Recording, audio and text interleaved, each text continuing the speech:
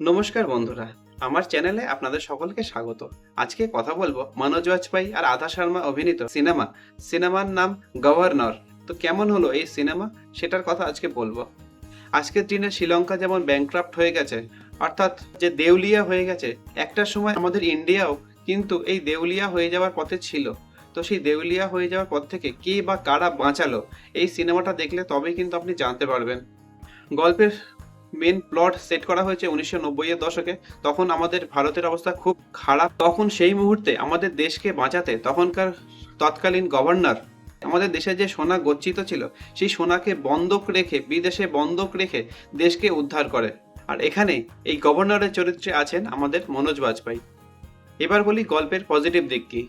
ভারতের এই অর্থনৈতিক সংকট আমাদের অনেকেরই কিন্তু অজানা, সুতরাং সেটাকে জানার জন্য এই সিনেমাটা একবার আপনাকে দেখতেই হবে।